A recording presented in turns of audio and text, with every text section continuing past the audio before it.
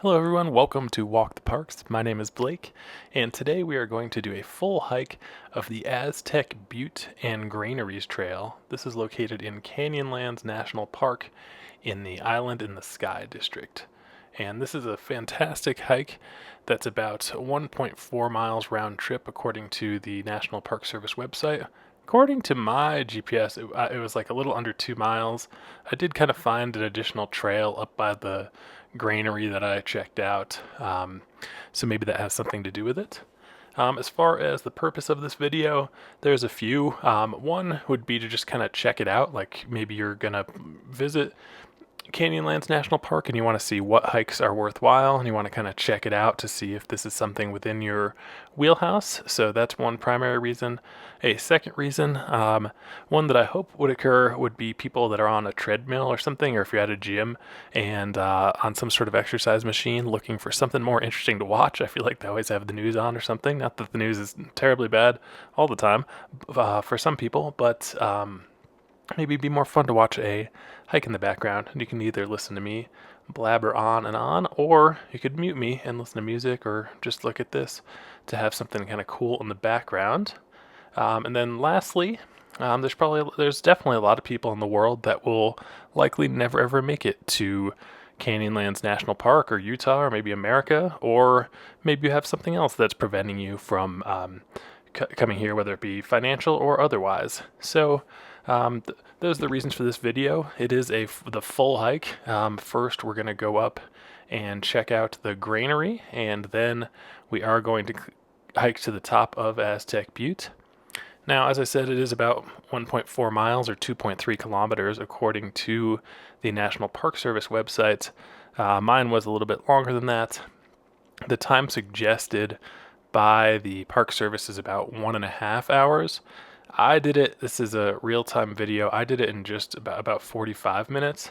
I do tend to be quite a bit of a faster hiker than most, and maybe even if my pace isn't the fastest, like I'm not running or anything like that, sometimes, especially like this hike, I went on by myself, so there's not really, I didn't take too many breaks or anything like that.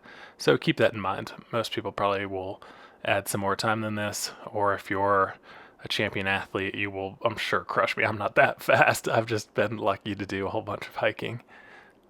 So according to this, there's about 222 feet or 68 meters of elevation change. It feels like more than that, though. I mean, I guess I'm not sure if that's just to the top of the mesa, like top of Aztec Butte, or if that is, I don't know, going to the granary as well. Seemed like more than that, but maybe I was just tired. I did do a couple other hikes this day when I was here. So, and then the other thing, this hike, I would, they rate it as moderate to the mesa top, and I would agree with that. Like, it's pretty mellow for the most part, so you could just go out and just do this part, and it wouldn't be too bad. And you can see it's pretty easy to follow. I feel like on the way back, it was a little bit like it's hard to determine sometimes between, like, do I follow the stream bed, which is sandy and has a bunch of footprints in it, or is there another trail? Sometimes it could be a bit tricky to follow paths around this area, and I was here like after a storm, so there wasn't as many footprints as there normally would be. But that said, it's a pretty easy trail to follow overall. And just keep in mind when you are in Canyonlands, or this applies to most stuff around this area anyway, there's really three good surfaces to walk on. One would be a designated trail, like we're on right now. Alternatively, sandy wash bottom. So a wash bottom would be like a creek bottom. But the thing is, a lot of creeks here are completely dry. Most of the creeks are, and they will only start running if there is a rainstorm of some sort. So keep that in mind, go to there. And then lastly, third would be on slick rock surfaces themselves. And the main thing, so stay to those three surfaces, and the thing you want to avoid, there's all this stuff called cryptobiotic soil, and you really want to avoid that. It kind of looks like just kind of textured dirt. Maybe it's like you'll just look at some dirt and it might be kind of, have some kind of three-dimensionality to it, I guess. A little bit tall, I don't know, textured dirt, I guess, and it a lot of times has like a darker kind of specks or surface. And don't just think like, oh, whatever, it's just dirt and walk over it. That takes a very long time to grow. So keep that in mind and stay off the cryptobiotic soil as much as possible. And I don't know, like I said, the moderate rating I somewhat agree with, but it's actually kind of pretty challenging getting up to Aztec Butte. There's some pretty steep parts, so just keep that in mind. It would probably be kind of a scary hike if it were, wet or icy or anything like that. So I don't know. Your mileage may vary. I didn't find it to be too bad, but going up, I kind of was like a couple parts. I was kind of like, oh man, looking around, and then myself and watching a couple other people go down, kind of used, definitely were hesitant in a couple places. Not that it was terrible, but also not just a simple flat. Like it doesn't remain like this the entire time, as you will learn and see. So from the National Park Service website, here is the hike description. The trail follows a sandy wash, which we're in right now, then splits. The eastern fork to your right ascends Aztec Butte for spectacular views. The western fork on the left climbs a smaller butte, then drops below the rim to two granaries. Both trails require scrambling up slick rock and ledges. Entering, touching, or climbing on archaeological sites is strictly prohibited. View structures from a distance to protect fragile walls. And as far as accessibility, this trail can be rough, uneven, and requires walking up and down a rocky hill and stone steps. It is not accessible to wheelchairs. In winter, there may be snow or icy conditions. We recommend traction devices for hikers. Also, dogs are not allowed on this trail. Service animals are allowed in national parks. So it just said, it talked about the eastern fork first, but we're actually going to go up the western fork, and that's what we're doing now. And we kind of climb right up. Again, this was a little bit tricky. There's a lot of trails kind of split off, and it's kind of like, which way do I go?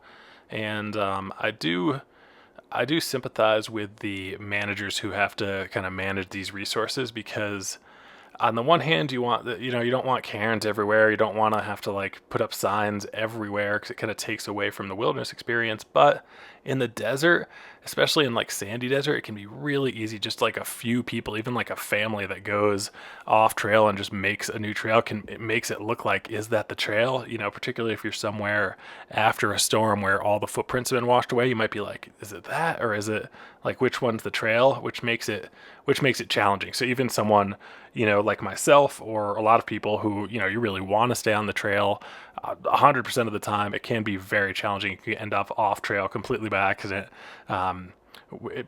So anyway, difficult job. So here's a little bit of scrambling here. Did have to climb up. Note that I mute the audio on these videos and I do a sound over, because you would just be listening to me panting like an insane person otherwise. And I don't think anybody really wants to listen to that. All right, so we're about to hit up the granaries. So this is pretty cool. Well, first I'll read this. Aztec Butte. This is the sign at the beginning. You can either pause the video, like if you rewind it all the way to the beginning and wanted to do this, but I will just read it to you. So it says Aztec Butte. Rising above the mesa, Aztec Butte overlooks sheer cliffs and twisted canyons stretching in every direction. Hundreds of years ago, indigenous people thrived here through hard work and ingenuity.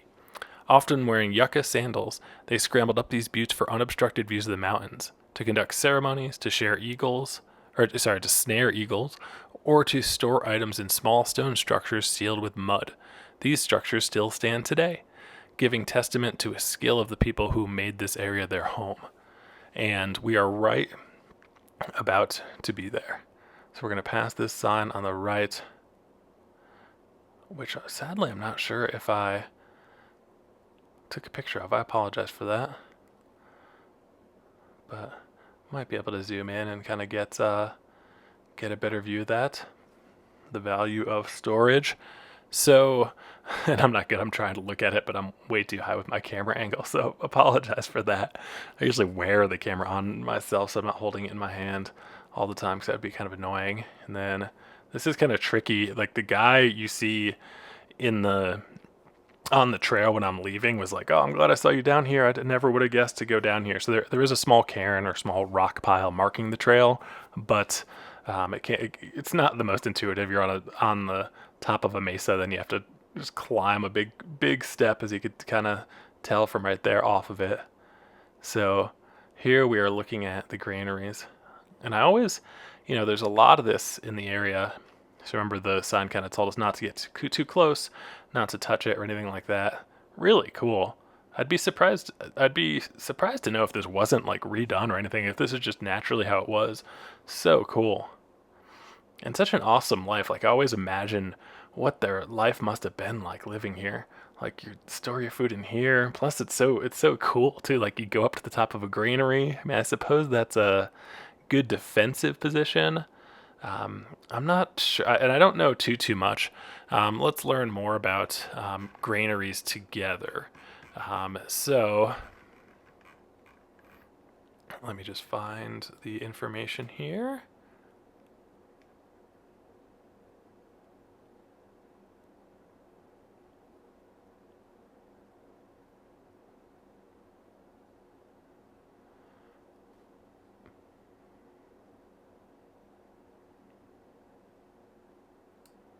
So, I mean, really it's a food storage unit.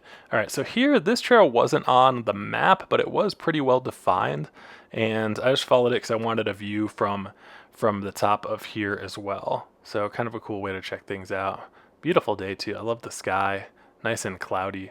A lot of times you can be really overwhelmed by sun in this whole area of the country, but thankfully you kind of be thankful for clouds, which is almost the opposite of, say, the whole eastern United States. A lot of times you want, you wish it would be sunny when it's cloudy for days and days, whereas here sometimes you kind of wish for some clouds because it can just be, the sun can just beat down on you.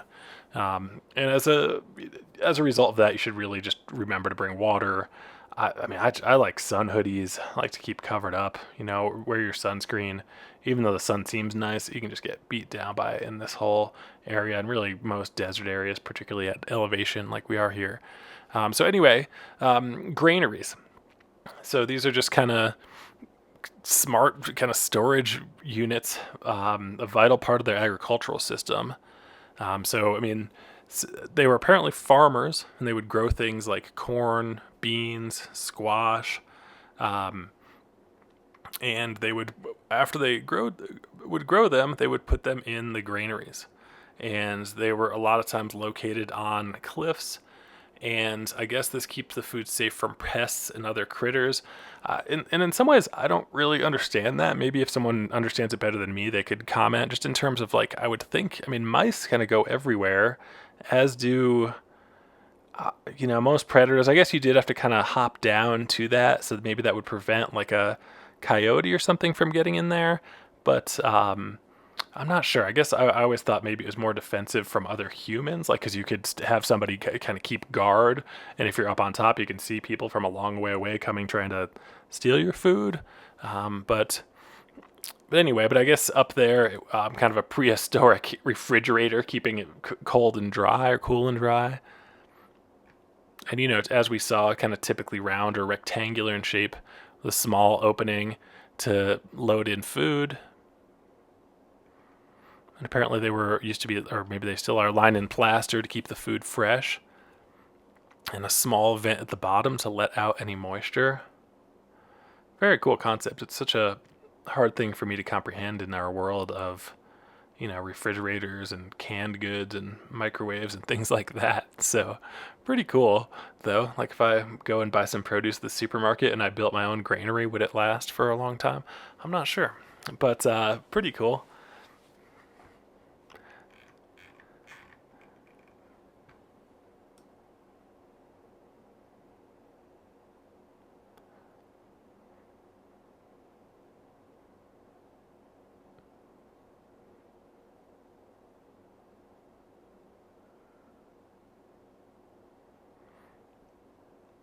So the Aztec Butte rises about, see, now this says it rises 400 feet, so I don't know that elevation change. This one says it rises 400 feet around the surrounding landscape, but maybe we're starting higher than that, so I don't know what's right as far as that goes. And, it is pretty cool to see all the Ancestral Puebloan ruins. Now, there are some kind of comments that I've read that indicates that there's more kind of prehistoric sites that are around here, but I didn't go looking for them, and so I'm not too sure. There's some hint onto some petroglyphs, like some rock art, and then also some other quote unquote sites. So maybe your mileage may vary, but just remember, don't do make sure to stay within the park's regulations in terms of off trail travel and stuff like that. I did not go off the trail at all, at least that I'm aware of. I try to stay on it at all costs. So pretty cool. And the thing to remember too is just one of the leave no trace things is take only pictures. So it's fine to bust out your camera and take some photos, but if you find some cool pottery shards or other buildings maybe, or maybe like a arrowhead, or there's all sorts of stuff you could find from the Ancestral Puebloans, your best bet is just to leave it there. Leave it for the next person. If everybody took something, there'd be nothing left pretty quickly. And here, see, I think I came in on another trail, so it's kind of confusing. I don't know. I mean, both of them are pretty well trodden. Both of them had cairns at certain places. So again, it's quite challenging to sometimes to figure out what the actual trail is. Like as you can see here, there's footsteps to the right, there's footsteps to the left. Now you're approaching kind of a big stick there, and it's like, is it blocking? But then in other instances there's like just dead trees on the trail, so it can be challenging. And I think the best thing for all of us to do is just to try our best to conserve this for others. But anyway, so if you do find anything, just leave it there. If everybody were to take stuff, there'd be nothing left, and that would be kind of lame. So that's the split off point there that we originally went up. All right, so now we're going to climb that butte ahead of us. I believe that is Aztec Butte proper. And you might think, oh, maybe we're going up the side, but nope, we're gonna go straight up the face of that thing for the most part. Not exactly straight up, but close enough, as you shall see. Now, as far as wildlife, there's a variety of wildlife here, including bighorn sheep, deer, and a bunch of different bird species. Pretty cool to think of all the animals that can live in this environment, because it seems pretty harsh. As you can see, we're not going to hit any, or as you can presume, we're not going to hit any creeks or running water or springs along this. This is very sandy, desert-like terrain, so keep that in mind. Make sure to bring your own water. And that's another one of those things too, like if you do find water, a lot of times you just want to leave it alone. Don't wash up in it and get your, chemicals, you have sunscreen on it or anything like that. It's better just leave it as it is. The animals around here have very limited selection of water, so it's nice to leave it for them if you find water in the desert. Unless it's like an emergency or something like that. So another good idea here, you could go here for sunrise or sunset. I didn't do that. I was here fairly late in the day. It would be cool to be on the top of this for a sunrise or sunset, though. As you'll see, the view is really beautiful, so something to keep in mind. Now, as far as lodging in the park, there's one campground in Island in the Sky District, which is quite small, and it is first come, first serve. You cannot make any reservations on recreation.gov or anything like that at the time of this video, so I don't know if I'd 100% recommend, rely on it. So cool campground though, beautiful. So keep that in mind. That would be fun. That would be if you'd have a short drive back if you enjoyed the sunrise or sunset. And it is a cool place. I have stayed in the campground once, but it's been a while. Very cool place. All right, so now we kind of climb up, and it was a little bit tricky to see like where am I supposed to go at some points, but this is one of the kind of steeper parts. It's really pretty though. I love just walking on slick rock. And cairns are an interesting thing. Like they're kind of the only way to mark the trail in areas like this. I mean, I suppose they could paint on the rocks and stuff, but I think rock piles are better. But the issue with them is that sometimes people like to build their own, and there's kind of a good number, right? Like, and then other people I've met, like to destroy them because they're like, oh, there's way too many cairns. I usually just leave things be, unless once in a while people build them with like big rocks, like in an area above the trail that could fall on people. Sometimes I'll like knock those over in rare circumstances, but for the most part, I kind of leave things the way they are and kind of want the managers to hit it. So, because sometimes if you see a cairn way in the middle of nowhere and you're like, oh, this is kind of just silly to be there, it might be marking some random route that people need to find to be able to do their route. So I don't tend to knock those down. However, I don't know, if you have, there's like 400 of them, it's kind of annoying, but to each their own. But anyway, follow the cairns and be careful about creating new ones yourself, because you might think like, oh, I haven't seen a cairn in a while, I should set one up. But maybe it's because you're off trail without realizing it. So kind of keep those things in mind. So best time to visit here is for sure the spring and the fall. You want to avoid winter and summer overall, because in wintertime you do end up encountering quite a bit of snow and ice and rain. I know it's hard to imagine this desert area being like that, but it is true. The desert tends to be not just hot, but it can have really big temperature swings. Like it can be super hot during the day and very cold at night. Like it can drop like 40 degrees like on a normal day, which is I mean, I'm making up that number, but it's pretty significant, the temperature differences between night and day in every desert environment that I've been in. And in the summertime, you want to be particularly careful because there is a lot of heat and sun, and it's just like, and you might think like, oh, I'm from somewhere hot and it's going to be great.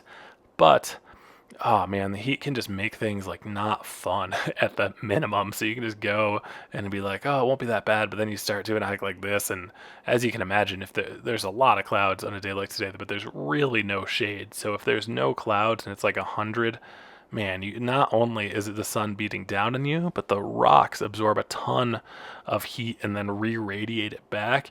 So you can have like the temperature of the rock can be a lot hotter. And that's kind of a common theme about this whole kind of southeast Utah or southern Utah area. Sorry, we're more in southwest Utah. But so keep that in mind. It can definitely be torturously hot out here, and that's why you don't necessarily want to go here in the summer. I understand that's when a lot of people have vacation and stuff like that, but not the most recommended.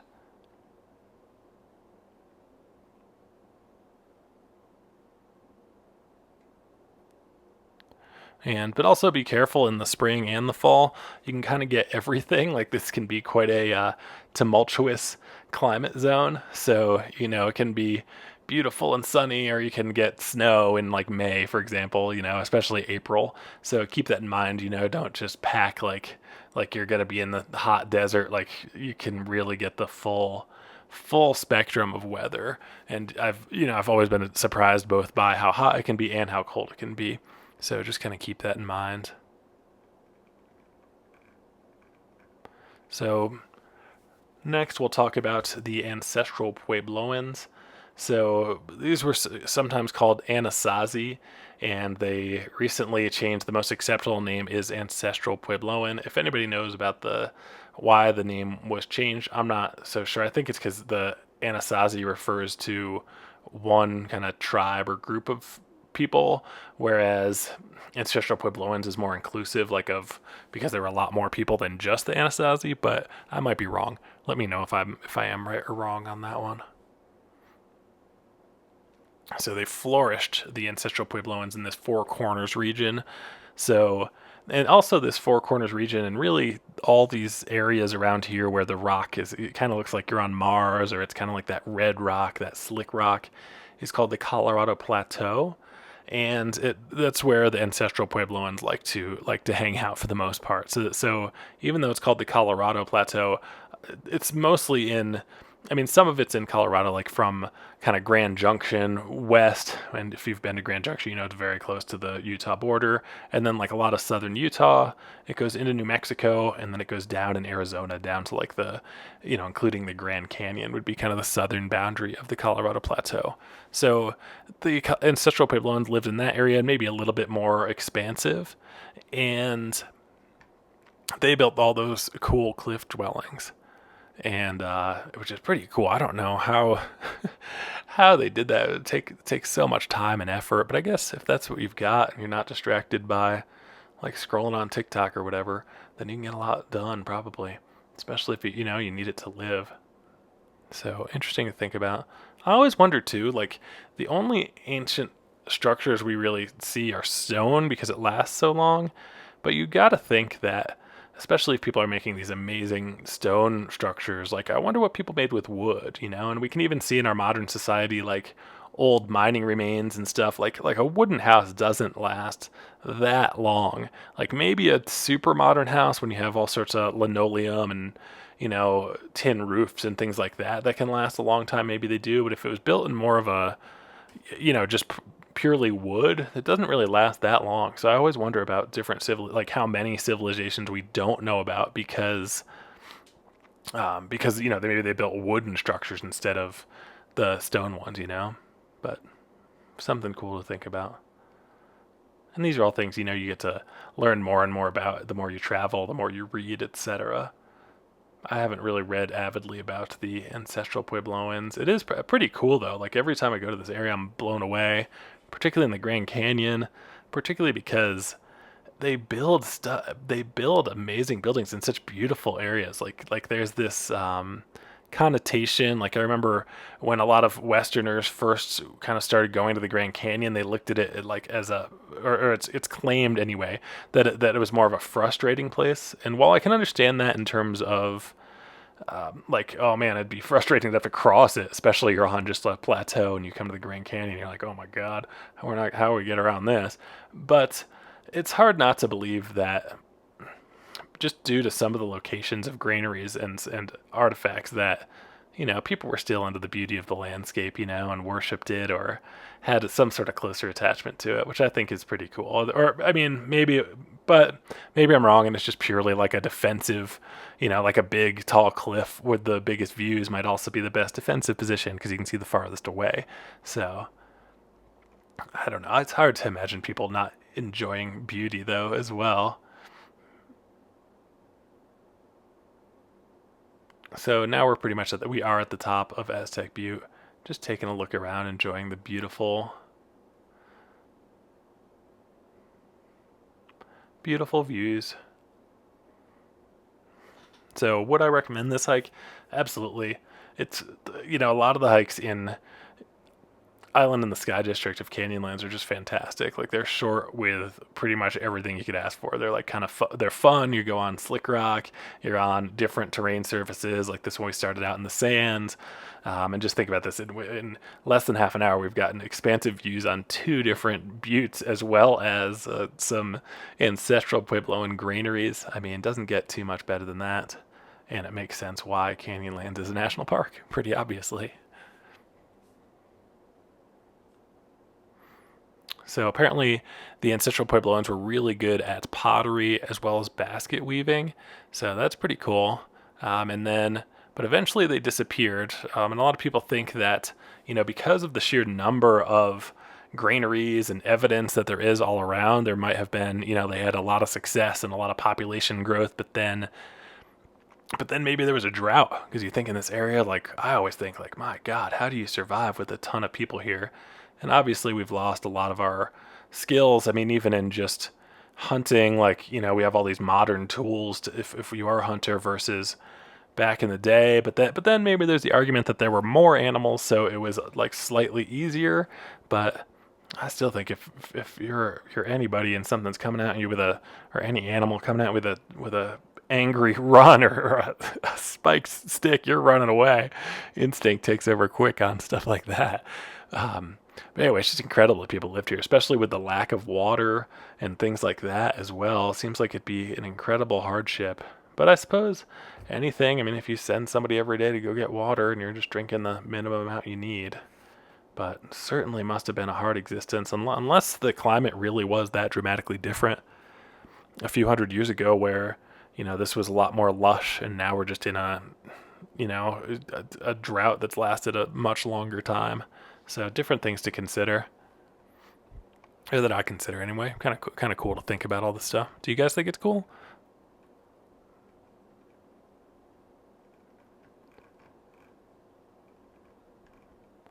So next I'll talk a little bit about the Island in the Sky District. So first off, there's 3 districts of Canyonlands National Park, which makes it a little bit unique in the national park system. So this is Island in the Sky, which I assume is the most popular, though Needles District is quite popular as well, but I would imagine this is.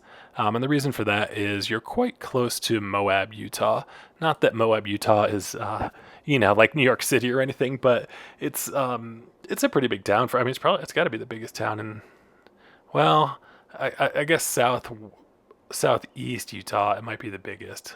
Probably Cedar City might be the biggest, or St. George. St. George probably the biggest. Anyway, so Moab, Utah, certainly not a big town. It's quite small, but there is a lot of lodging there, and that's really only like a 45-minute to an hour drive, something like that, from here. Obviously, depending where you are in the park and depending where you're going in Moab. Oh gosh, look at this beautiful view in the distance. It's awesome. So you notice here I'm being a little bit hesitant, and the people ahead of me are too. It is certainly steep. Like I said, if it were raining or if it were wet or icy, this would be pretty sketchy. Because I feel like you could fall a decent amount if you were to fall, but probably not. It probably wouldn't be so bad in these conditions. But if it were, like I said, if it were wet or slippery, it'd probably be icy. It'd be another story. So let's see here. Excuse me.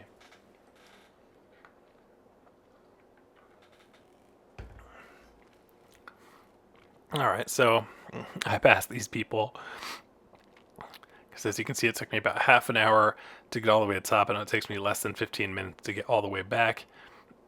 So I'm definitely going a little bit faster. But that said, I'm also not going to the granaries on this return trip here. But anyway, some more comments about Moab. That's a great place to stay. As I mentioned, there's only one small campground here, and it is first come, first serve. So it might be a little tricky to get a spot there most of the time. And then there is there's a state park right next to this called Dead Horse Point State Park, which has an incredible view. Like Dead Horse Point is incredible. Highly recommended. There's also some great mountain biking and stuff there as well.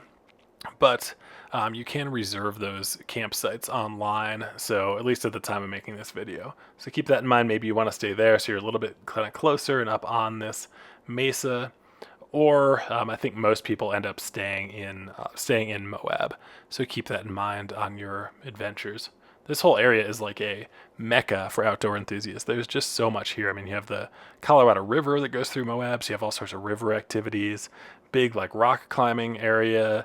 You have, of course, hiking. Moab is like one of the meccas for mountain biking. It's also one of the meccas for off-road sports like 4x4ing, dirt bikes, ATVs. So if you're into all that, Moab is a fantastic place to go. I tend to be, my favorite thing for sure is hiking. It's kind of like the just mellow walking. Everything else looks fun. Man, I wish I had a fancy off-road 4x4 vehicle. That'd be fun. But I'm always scared. I mean, my truck is sweet, but I don't know. I don't want to drive it over some of the insane stuff. But it's cool to watch people. I'm not necessarily against it. All right. So, what else can we say about Island in the Sky District? Elevations up here range typically from like 5,000 to 6,000 feet. So keep that in mind, particularly if you're from around sea level. Might be a bit challenging for you. Elevation's one of those like kind of equalizers where even if you're really fit, you could just be crushed by elevation. So keep that in mind, at least for a few days, or it takes a while to acclimate. So especially if you have an aggressive itinerary, like in the greater area here, like if you're going on some long backpacking trip or something, I would, I don't know, probably get there a few days early and try to acclimate as best you can, because it can be tough. It can be very tough otherwise. It's really cool too. The views around here are great because you are so high. We're not at the edge of the mesa. We're more like on the inner side of the island, I guess if you were to call it an islands in the sky. So the other 2 districts are called Needles District, which is about, I think you go like 40, 50 miles south of Moab, and then you go down a road there. Absolutely beautiful. I love the Needles are fantastic. And then the 3rd district is called the Maze, which is a lot less visited. Really hard to get to too. There's a super long like dirt road that you have to take. Pretty much in the, if you consider this the middle of nowhere, Mays is like, I mean, it's got to be one of the most remote places in the lower 48, if not the most remote. I mean, I can't even imagine. But all are beautiful. Definitely recommend all of them. So according to the statistics I looked up, there in 2023 there were 800,000 visitors to Canyonlands National Park. So a lot of people admiring this beauty. Keep that in mind when you go. Also, be sure to reference like the National Park Service website, because a lot like Arches National Park, which is effectively down the street from here, has introduced like timed entry and things like that. I don't know if that'll last forever or what the plan is, but who knows if that's happening there? Who knows what's going to happen here? So kind of keep that in mind. Just reference the website to see if anything's changed before you go. All right, so now we're back on kind of the sandy mesa and on the trek home. So absolutely awesome. One of the other cool things about Island in the Sky District is called the White Rim Road. It's a 100-mile road that loops around and below the mesa, and it's super popular. Like a lot of people will mountain bike it or go and do some 4x4 4x4ing on it. So very cool. You do need a permit for that, so keep that in mind. You can't just go drive on it, but something to look into if you're watching this thinking like maybe hiking isn't your style, but you want to see cool scenery like this. There's in your from your vehicle, you can do that, or if you're a hardcore mountain biker, consider that as well.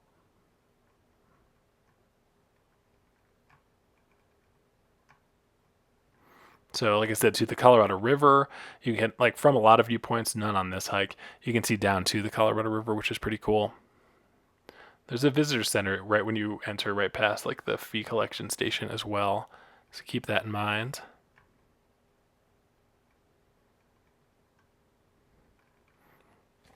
What do you guys think? Would you go do this hike? Would love to hear from you. All right, so at this point, I'm going to go ahead and leave you here. If you are interested in the rest of the hike, that's great. Go ahead and keep watching and let me know. Should I have talked for another 7 minutes and kept going on, or is this a good length? I could talk some more um, about the Colorado Plateau. I mean, it contains all sorts of canyons like Grand Canyon, Canyonlands, Zion, Capitol Reef, all worthwhile places to go. Over 3,500 species of plants and animals.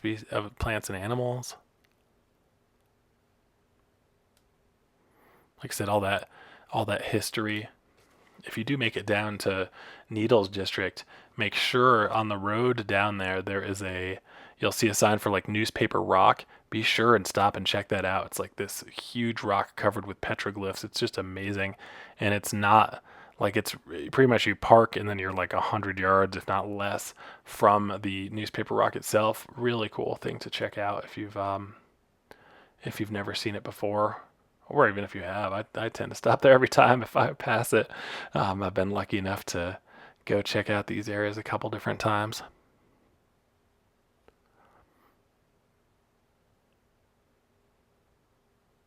So for me, let's see here. One time I walked from Yellowstone to the Grand Canyon, and I actually made up like a through hike, and I completed that. And on that trip, I connected every national park in Wyoming, Colorado, Utah, into Nevada, and then down to the Grand Canyon, and it was fantastic. And I actually met someone, like I was almost in Moab. I was walking along. There's a trail called the Kokopelli Trail, mostly a mountain bike trail that connects from kind of Grand Junction, or I guess more Loma, technically, to Moab. And I ran into these guys in their Jeep or Forerunner or something like that. And the guy was a really nice guy. They offered me some water, gave me some water, which is fantastic. I almost wanted to go with them because they were actually going to try to go 4x4ing over the road I had just walked the other way on, and I remember looking at it thinking, "There's no way." I couldn't possibly imagine a vehicle traversing it like without breaking down. See, here's another one. It's like, do you go straight because there's a bunch of footprints, or do you go left? But you go left, I guess. So kind of keep that in mind. See how I'm hesitating? Because I'm like, which way do you go? And I think I might, let's see where, I forget where I end up going. So this is where it becomes challenging. It's like, I think I might end up even turning around. So anyway, so I meet this guy, super cool, and he's like, "Oh, when you get into Moab, give me a call." They offered me to go with them, which would have been really cool, but I didn't. See, so now I turn around because I'm like, "Is this the path?" No, it's not. So I don't know, or maybe it was, and then because then this way is more. It's interesting too because there's like a cairn right here, and it's like okay, but then you can also see there's kind of a trail that goes straight as well. So just do the best that you can. I mean, obviously, I want to stay on trails. I don't want to go off them at all. But other like times like that, it's like, how do you know? Because it's so well defined. I don't think it's an animal trail. I'm not really sure, but I guess just a little extra credit exploration. So anyway, back to my story. So the guy was like, "Hey, give me a call when you get to Moab. Me and my wife would love to have you over to lunch or something." They just were fascinated by my trip.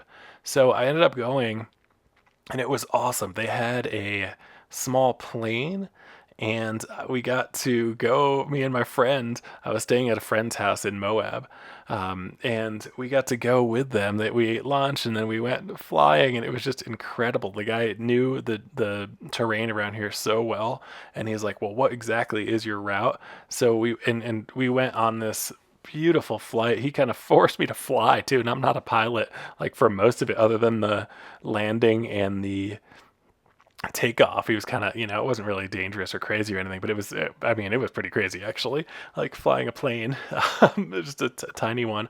But it was so cool because we flew over the exact route I was going to. So we went over like the Needles district and the Maze district. I actually didn't go in the Island in the Sky district on that hike, but I have been lucky to come here some other times. And I still haven't done it all. Like I've never been on the White Rim Trail. I'd love to do that, and I'd love to. I'd love to just do all the trails everywhere. But the time is limited, money is limited.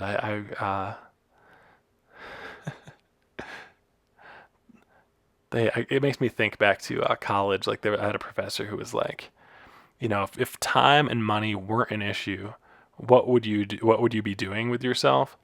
Right, so everybody can think about that or think about this later. Like, what would you do with your time if money was no issue and if time was no issue? Like, you had a bunch of free time, and then so you come up with your answer, right? And so you have it, yeah.